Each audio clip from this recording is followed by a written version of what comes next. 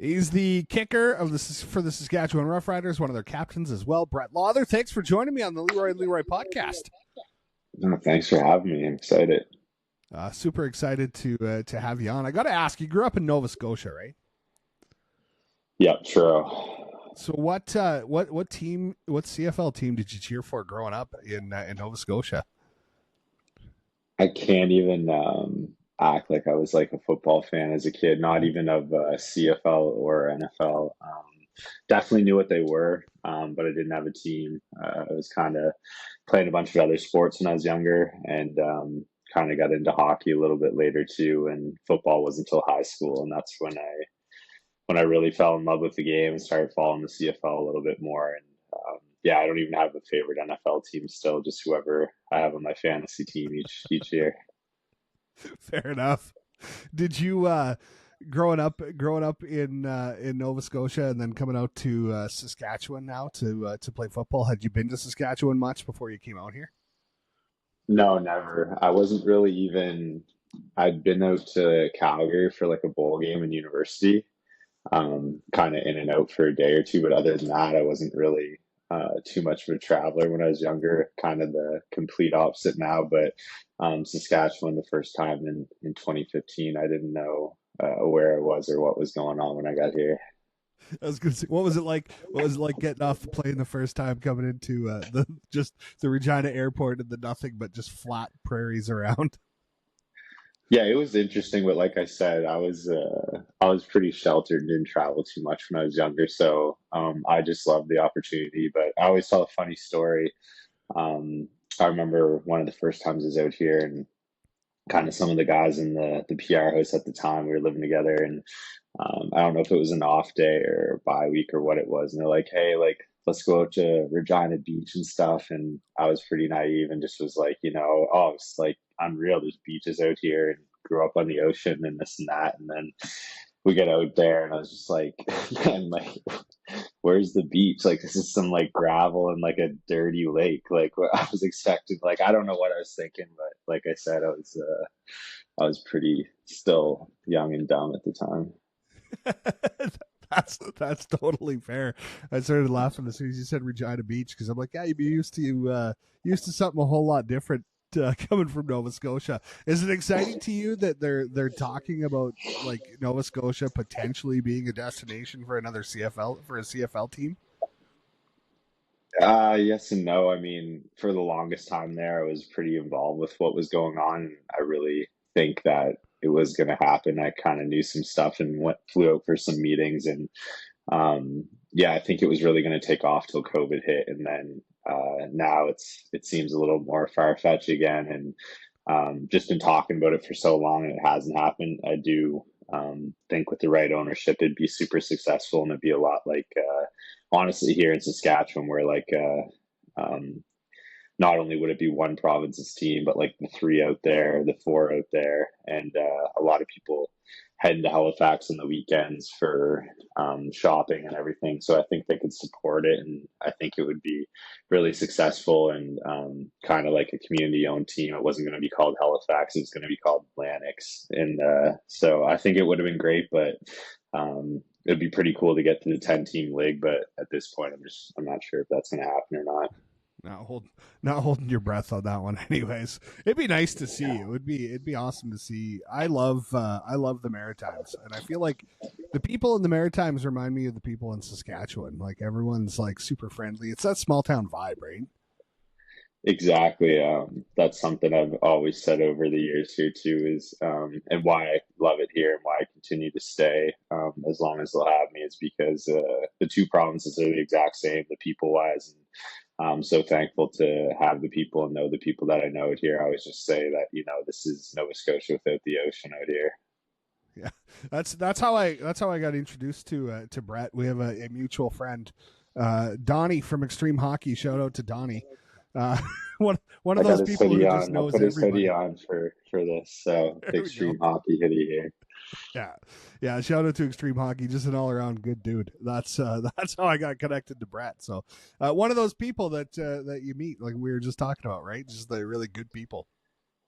Yeah, exactly. Donnie's been awesome out here for me and some of the guys, not only with supporting the hockey game we put on every year, but he's always helping with ice times or anything I need. My sister and my family came out for Labor Day, and he hooked her up with some skates and a stick she always wanted. And yeah, he's an awesome guy. Super thankful for Donnie, and just like another person along the way out here I've met that had the privilege to spend time with and call a friend.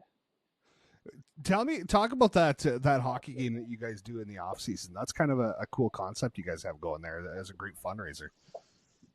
Yeah, it's a lot of fun, a lot of work, but it's all going to a really good cause, and that's kind of the main reason behind it all. We make sure it's a fun and good weekend, but I get a lot more credit than I probably should for something like that. There's so many people behind the scenes to be able to pull off an event like that, and it really opens up your eyes when you're throughout the year, when we started planning stuff already months ago for this upcoming year, and how much work goes in, how much detail goes in to each and every little thing, because you're kind of overseeing. You're not just a guy going on to play the game. You're trying to be in the meetings about ticketing and branding and sponsorship meetings and like safety stuff, like the detail that goes into pull something like that off. It's hats off to the people that work upstairs in our building, and they're amazing at what they do, not only for the Rough Riders but for the foundation and for that hockey game we have. Yeah, if anybody doesn't know about it, it's a bunch of Rider alumni. There's former NHL players. You guys get together, have a fundraising game up in Saskatoon, right? This is where it was last year, and it's just a ton of fun to go check that out.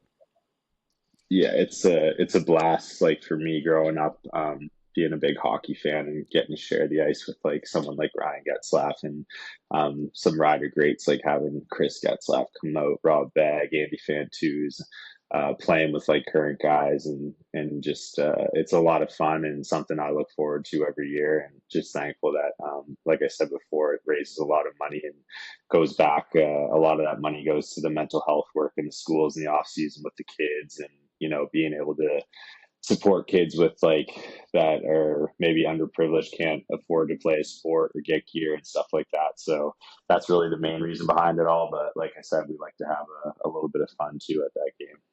Oh, that's awesome. You're talking about how you loved hockey growing up. Did you have an NHL team that you cheered for? Yeah, I have two teams that I'll say I have. I'm a big Yankees fan, so I've been following them in the postseason, and in hockey, I'm a big Montreal Canadiens fan. So been struggling for a while, waiting for a while. I know there's a lot of Leafs fans out here too, but I was glad we got the win that first night, so I didn't have to listen to it in the locker room from the guys. So that was nice.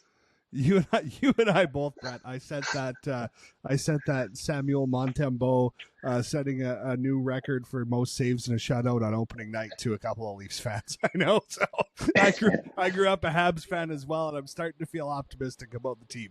It's been a rough build.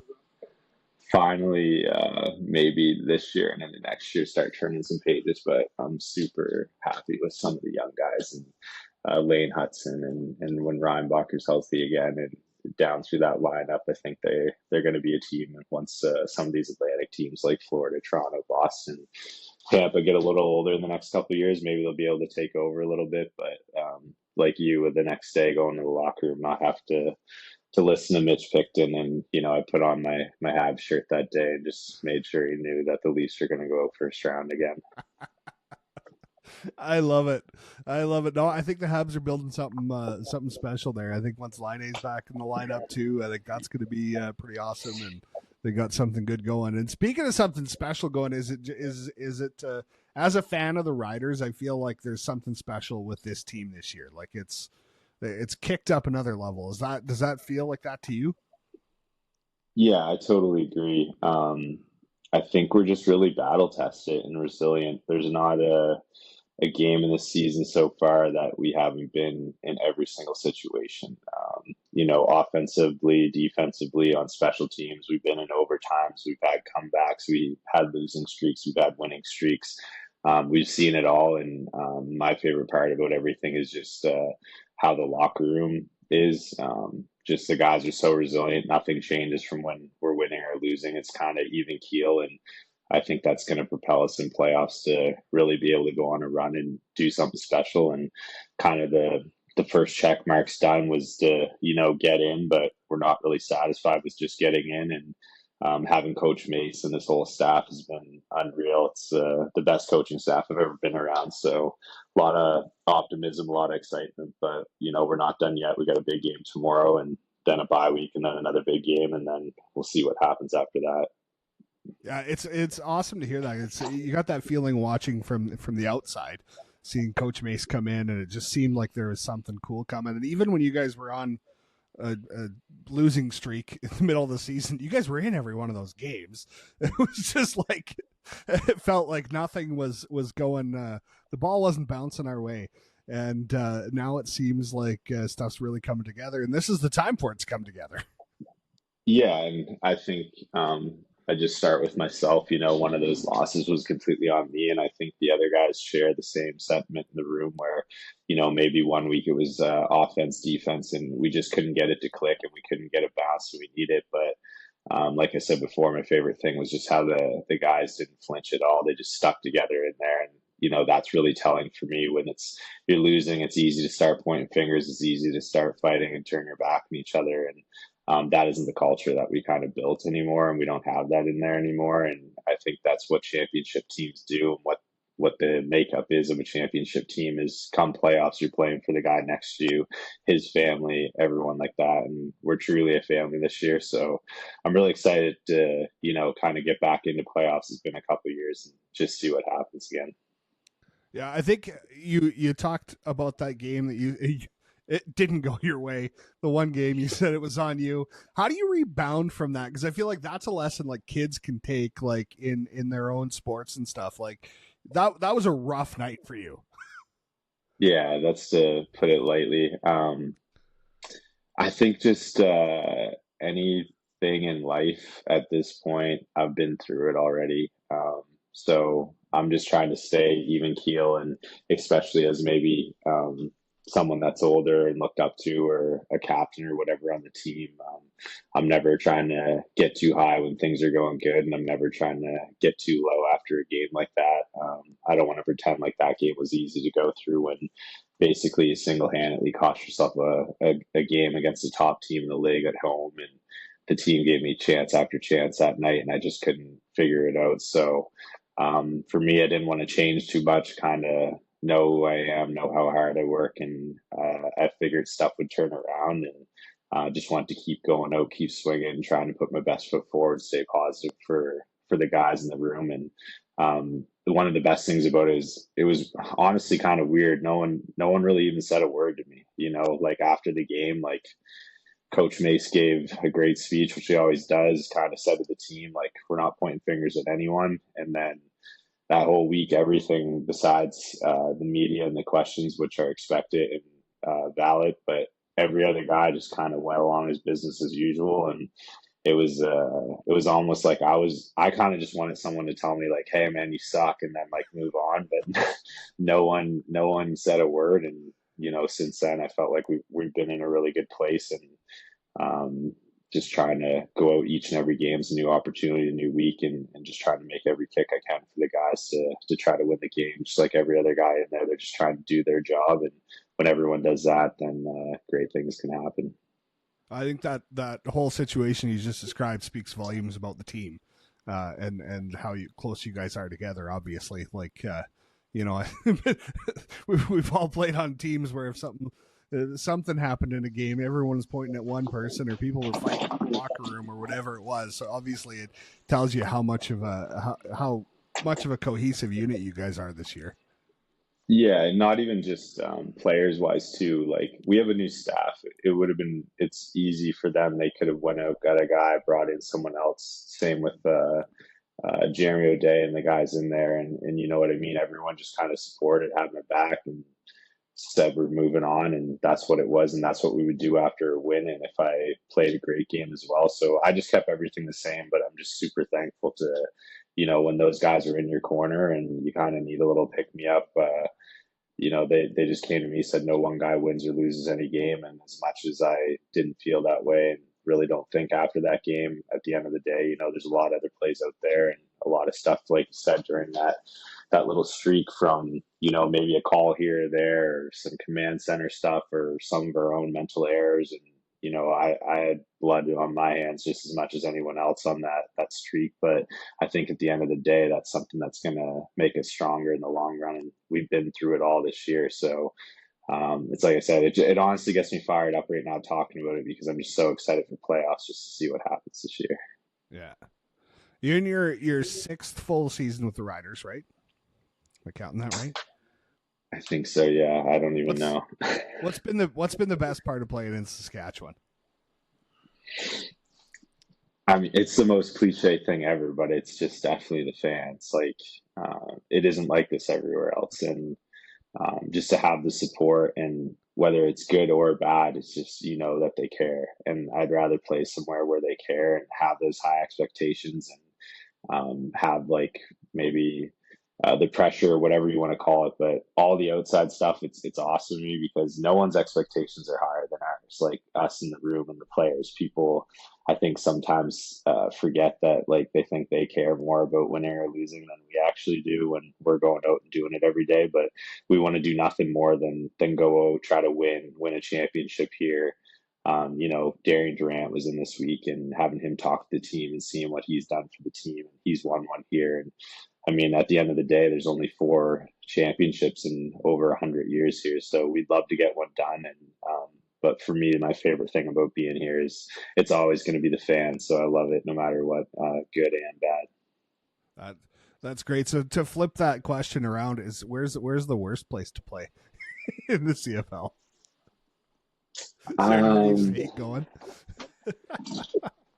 I don't know if I would say there's a worse place to play, just because I just try to have the approach that, like, I'm so lucky to be playing football. So it's like, it doesn't matter where you play or what's going on. It's another day where you get a chance to compete, and I love competing. And for me, maybe a place like they don't have the best locker room, or maybe the field isn't as good or something like that. But I don't look at it as like, oh, I just hate playing here. I love playing road games, honestly, almost as much as maybe even a little bit more than home games. There's something about, just quieting an away crowd and winning on the road that I think really brings your team together a lot more. You're behind enemy lines. You're going in there as a group. You're kind of on a business trip, and winning road games to me is a lot of fun. Obviously, winning at home is great. You got the fan support. It's always fun, but I think you really come together as a team with how much you can win on the road. So I don't really look at it as anywhere as a bad place to play. I'd say a little place that's like trickier for me to play is always Toronto, just because of the grass. It gets so chewed up, especially with like the hash marks being so inside, with the interior linemen just going up and down the field so much that when you're going out and trying to plant for a kickoff or a field goal, there's a lot of slipping, especially if there's rain. So that's always a trickier place to play. A lot of respect for Liam and all the kickers over the years that kick there full time. But yeah, just to answer your question with a long-winded answer there, I don't really try to look at as anywhere it's a bad place to play. It's always a good day to play a CFL game to me. Is there something invigorating about being booed when you're in another stadium? Yeah, like, it's so much fun to play in Winnipeg to me. Like, they get it over here, we get it over there, and those fans are really smart, and it's a lot of fun to play there. Like, that's something like I'm gonna miss for sure for the rest of my life when it's over, is just going into their stadium and the interaction with the fans, and hearing, like, I don't try to interact too much, but hearing some of the chirps, the banter, the back and forth, how loud it is when you're out there to kick a field goal, like the decibel stuff. They're showing me someone last game or something, Apple watching the sideline, saying, like, if you stay in whatever noise level any longer, like, there could be hearing loss and stuff. So it's a lot of fun to play over there. It's a lot of fun to be booed on the road, but it's a lot more fun when you're winning, and that's why they're booing you. Absolutely. Is Saskatchewan and Winnipeg, those are the two most passionate fan bases in the CFL? Yeah, I think everywhere has great fans, don't get me wrong, but anyone that's kind of been around the league or knows, like, they're the two biggest fan bases. It's the biggest, kind of rivalry when both teams are going. And even in Labor Days or the Banjo Bowls in the past, like, even if the teams on both sides haven't been great, they kind of turn up for those two games, and it doesn't really matter the record. They just want to beat each other. And like I said, those fans are really smart over there. Our fans are really smart here, and I think it's one of the biggest rivalries in sports for sure. It's a lot of fun. I just think of I went to a Toronto Maple Leafs game this last winter, and I'm like, for a city that is so crazy about hockey, this is the most boring rink that I have been in. So this is where I ask about the fan bases and the passion, because I don't know. Have you gone to a Leafs game in Toronto before? Yeah, I've been to a few, and the last one I went there, thought the very same thing. There's just so many corporate tickets sold Yeah. and suits in there, and it's not near as loud. I mean, I think the building gets pretty good for playoffs and kind of turns up then, but compared to anywhere else in the regular season, the last game I was there, I was loving it because it was a couple years ago. It was still the Arizona or Phoenix Coyotes at the time, and they were like the last place team, and Toronto was pretty high up. And I think Toronto was up 4-1 in the third. Arizona scored 3 and then won in overtime, and I was just loving it there at that one. So it was pretty quiet for that game, especially in the third period. I love that we could just bond over disliking the Leafs. The game I went to, Brett, was the Leafs had just won. I don't even know how many. Like they'd been on a long winning streak. If it was like 10 games in a row or something, and then Vegas rolled into town and just rolled over Toronto. And I was there for that game, and I was sitting with 3 Leafs fans, and I was clapping every time Vegas scored.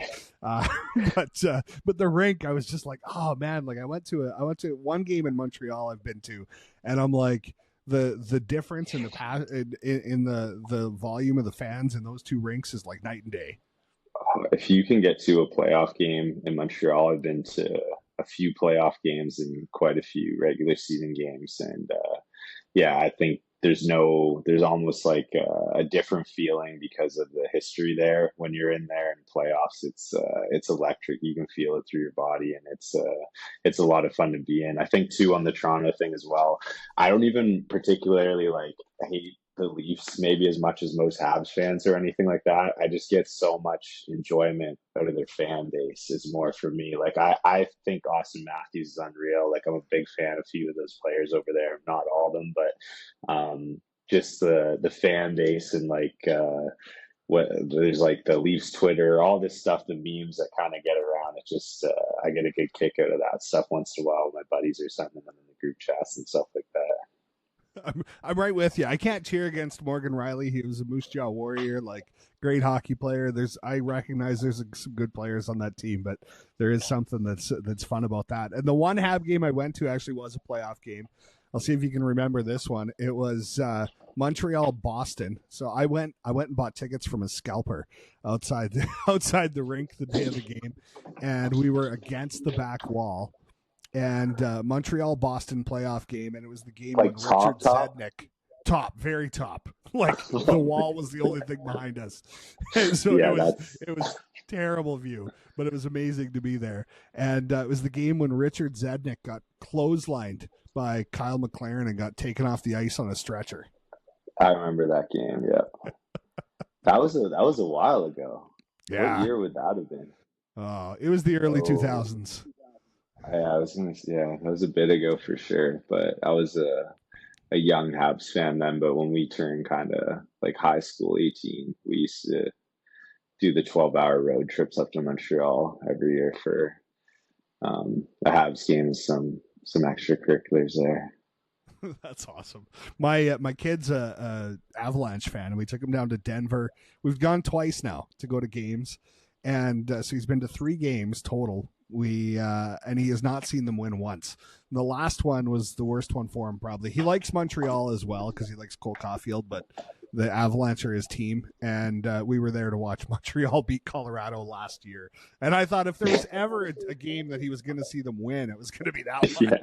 Yeah. Especially Colorado's been pretty good for a few years with like Nate and Makar and all those guys, and they're kind of, they can get Landeskog and stuff back. They're a wagon. They can play with anyone. There's a lot of good NHL teams right now. Even just watching that new, is it on Prime, the Face Off documentary? I don't know if you watched that, but it's yeah, I highly recommend that. It's super well done.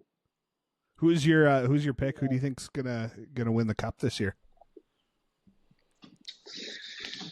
That's tough. Honestly, I could see a rematch, really.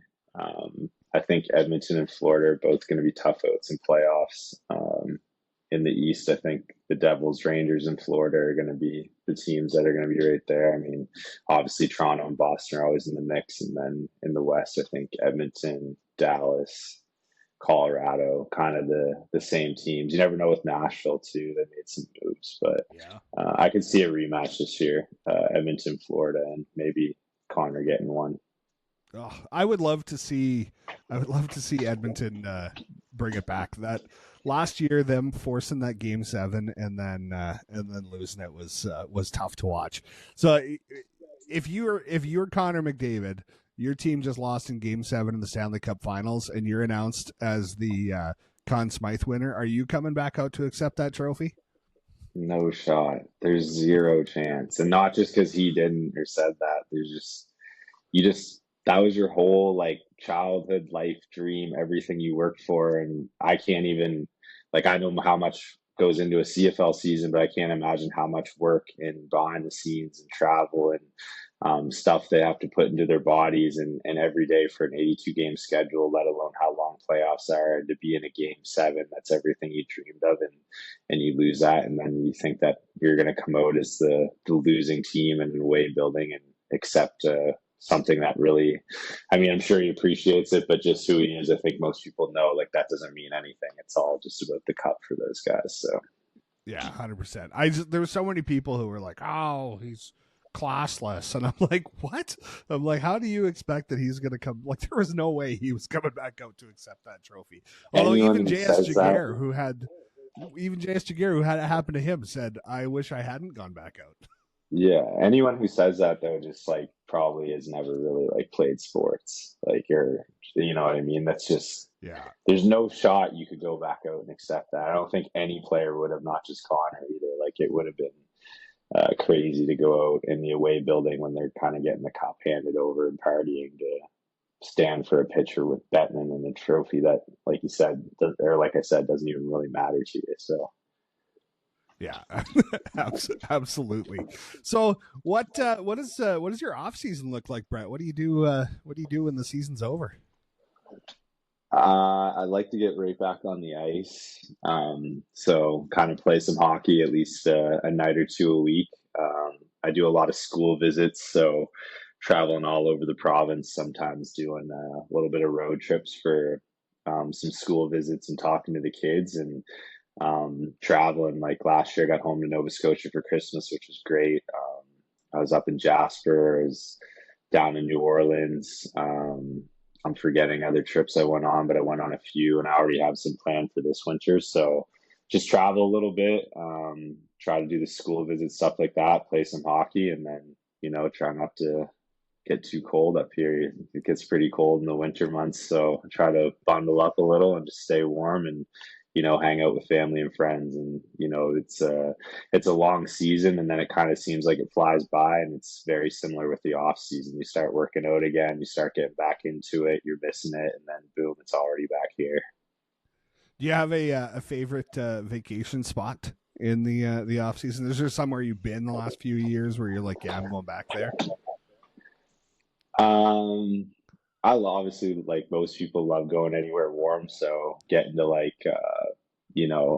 Palm Springs, I'm going down to Florida this year, a couple of trips like that. But last year, for the first time, I went down to New York and New Jersey. I went down to Rutgers actually with Corsac for a bit, and kind of got to hang out with the team and behind the scenes, and and spend like a few days with them, and that was a ton of fun. And already planning to go back down and do that again. So that's something for me that was like definitely a highlight, seeing how that D1 organization works and how big it is and what goes on behind the scenes. It's pretty crazy operation what they have down there, and a Big Ten school like that, and they're off to a great start this year. And Coach Giano and the guys, they're kind of ticking on all cylinders, and I think that program's really not, I wouldn't say turning the page, but they're climbing the ranks, and they're going to be a really good team for a long time there with them in charge. Did you get a chance to explore New York a bit when you were down in there? I did. Got around a few days. Like we went to a Devils game. We went to watch Rutgers play Maryland. And it was actually the game that Tua's brother broke the passing record in the Big Ten, and then now I think he's still with the Ticats. So it's kind of crazy watching him play in his college game there, and then now he's up in the CFL, and got to do like Central Park, and just kind of rip around, and it was a lot of fun. And hanging out with Adam down there, it's a lot more fun because he knows everyone. He's kind of the king down there, they call him. So we had a blast. Like looking forward to getting down again this year, and we got a lot of stuff planned too. Some sporting events, some drinking, and it's going to be a good time. That's awesome. That sounds like a blast. We were down in actually last Christmas time. We were down in New York. Just went in for a day, and I got a hold of the NHL social media guy, and he gave us a tour of their offices. And we were down there for 2 weeks, did a whole bunch of different stuff in the States. My wife's from Massachusetts, so we were visiting her family. And we asked my kid after the 2 weeks of doing a ton of different stuff what his favorite thing was, and it was seeing the NHL offices. Well, that's awesome though, because even stuff like that, I'm sure it was super cool. But I love the NHL, I love hockey, and the fact that you guys got to spend some time that there and do something like that. That's pretty neat. How old is your kid? 13. Oh yes, yeah. That's prime age for stuff like that. He's living the dream. And even better, Brett, we talked about Donnie at the start of this podcast. My kid literally came home from school yesterday and handed me this like paper pumpkin. They had to do these papers of like what they were thankful for. His says extreme hockey and sports.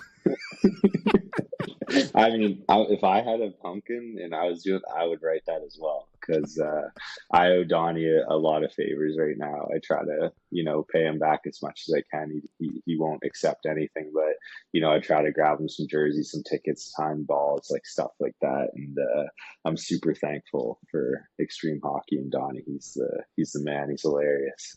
Yeah, good guy, super good dude. The funny thing is, I as randomly as I met you through Donnie, I met Donnie because we went into his store and there was a kid working there named Tristan who gave us like just amazing service. We went in to buy a hockey bag and we left with, I wound up buying skates and my wife bought skates. Plus we bought the hockey bag for my kid. And I sent a message and said, hey, like the service in this store is next level. And then Donnie messaged me back, and the rest was history from there. Well, that's exactly what happens to me when I go in there. Went in there the one time, and all I was trying to get, I really needed a new visor. I'm not one to like buy new gear or anything, but this one was like 10 years old. It was just so scratched up, I couldn't even see anymore. So I went in for a visor. I think I ended up walking out where my wife is with me. She doesn't even skate. She skates like once a year, gets a brand new $800 pair of true skates, better than mine. I got like I ended up with like 10 things. It was like so expensive, but Donnie helped out with some stuff, and he's always helping out with the kids and doing what he can, and supporting and giving back. And that's why I think the store and business is so successful. The people that are working in there and what he does. Big shout out to Donnie and Extreme Hockey. But I can't pump his tires the whole time. I'll say this: Donnie's he's a great golfer. He's unreal at golf, but Donnie's got a long way to go on the ice.